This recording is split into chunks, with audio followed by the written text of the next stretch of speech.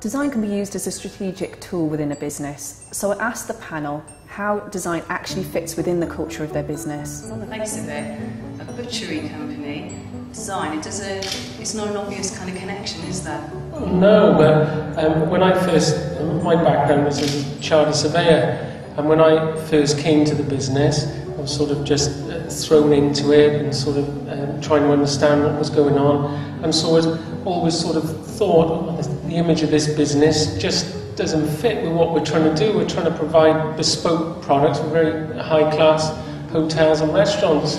Our butcher's shops were, you know, providing the best products they could for local people and had done for, you know, 40, 50 years. So just needed to do something differently, and I sort of came across a sort of a seminar for Design Wales, and oh well, I may as well just go along. So I went along, and it was at the end of it, it was like a sort of eureka moment. I was sort of, oh my God, we've got to change our business in the way it looks. We don't want to look like a sandwich company, because we used to be called Crossline Catering, so it could mean anything.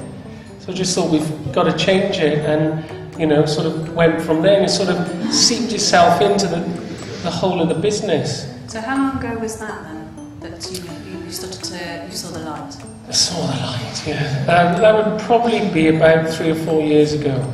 So for quite a long time, 30 odd years, Douglas Willis. Yeah, it was just... You hadn't ever thought about design? No, I mean, I can't imagine how we looked before and how we look now as a company. And I was just saying to you and Amanda earlier, how it's sort of, it moves you, because of the business is sort of set now as this image, you've got to sort of bring the products to sort of meet that. So people are expecting this, and unless you bring the products up to meet their expectations, then you can't deliver what they want from you, which is where we set ourselves out to be, which is the best. Right, so design is setting the bar for the rest of the business. Yeah, I mean, it all, you know, unless you've got something behind it, it means nothing, does it? Unless the product's right behind it. But that's what we set ourselves out to be. Amanda, how does design fit in with the culture of Mellonshire Gwynedd? I mean, I think it was never a very strong part of the weaving industry in Wales. It developed, I think, in the 50s and 60s when people began to realise that, you know, the differentiation between the mills and also the use of complex double woven structures. Nowadays, when I think of it as completely integral. I mean, the design, the colour and the weave are all part of the product at the end of the day, so it's a complete package.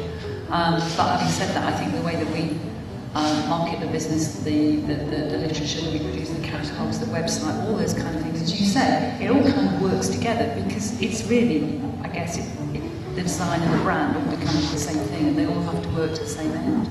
Okay, so when did you start to embrace design at Mellonshire Gwynedd?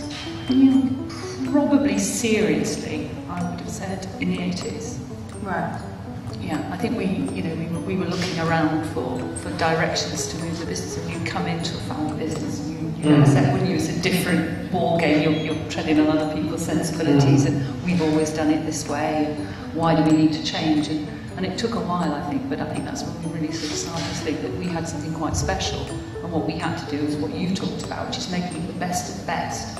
So can you imagine Mellonshire Gwynedd without design and designers? Absolutely not at all. And what I'm trying to think now is where we're going for the next 100 years. That's the next stage of the business plan.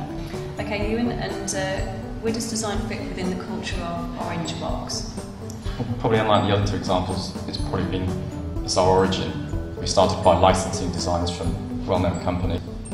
As those relationships faded, we went through management buyout and started doing our own.